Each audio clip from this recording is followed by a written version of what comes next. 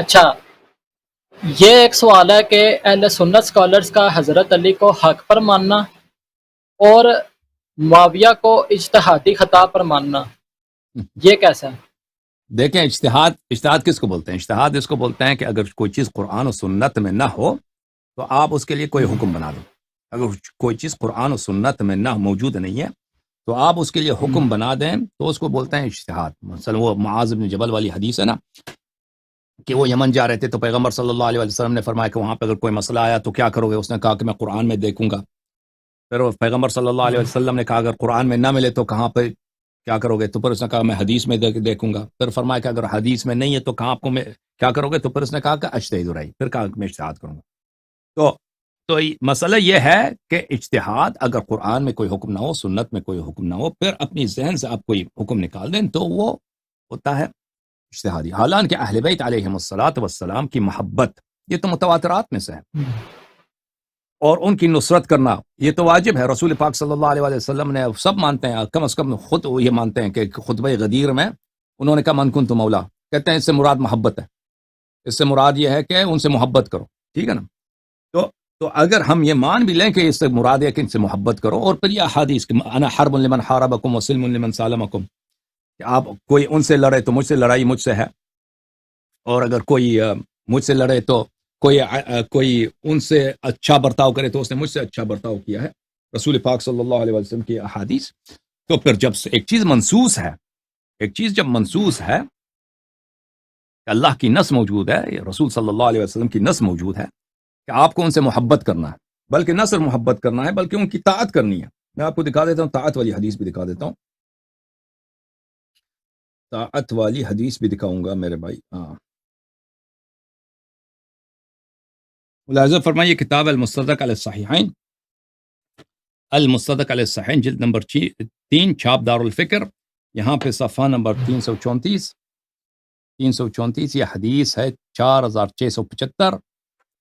4675 وافقہ الذہبی فی التلخیص قال صحیح. حدیث صحیح ہے، ذہبی کے نزدیک بھی ہے، حافظ اس کے نزدیک تو صحیح ہے ہی، حاکم کے نزدیک. اس نے کہا قال رسول اللہ صلی اللہ علیہ وآلہ وسلم من اطاعنی فقد اطاع اللہ ومن عصانی فقد عصى اللہ. جس نے میری طاعت کی اس نے اللہ کی طاعت کی، اور جس نے میری معصیت کی اس نے اللہ کی معصیت کی. ومن اطاع علیا فقد اطاعنی ومن عصى علیا فقد عصانی. یہ اپنے حیات میں ابھی زندہ ہیں پیغمبر صلی اللہ علیہ وسلم فرماتے ہیں کہ جس نے علی علیہ السلام کی طاعت کی اس نے میری طاعت کی ہے، اور جس نے علی علیہ السلام کی معصیت کی اس نے میری معصیت کی ہے. تو اہل بیت علیہ السلام کی محبت واجب، ان کی طاعت واجب، اور ان سے دشمنی رکھنا کفر اور نفاق. ٹھیک ہے نا؟ جب یہ سب آپ کو معلوم ہے تو پھر اجتہاد کس چیز کا نام ہے؟ اجتہاد یہ ہے کہ قرآن و سنت میں کوئی بات نہیں ہے تو پھر آ کے آپ وہاں پہ کوئی حکم نکال دینا.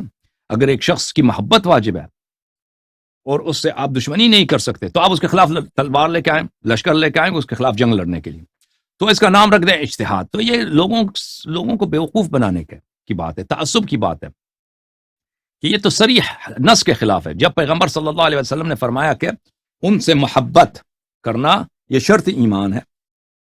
آپ کو میں دکھاؤں کہ یہ مسلم کی حدیث ہے کہ لعہد النبی الامی الی لا يحبنی الا مؤمن ولا یبغضنی الا منافق. میں آپ کی خدمت میں یہ حدیث دکھا دوں.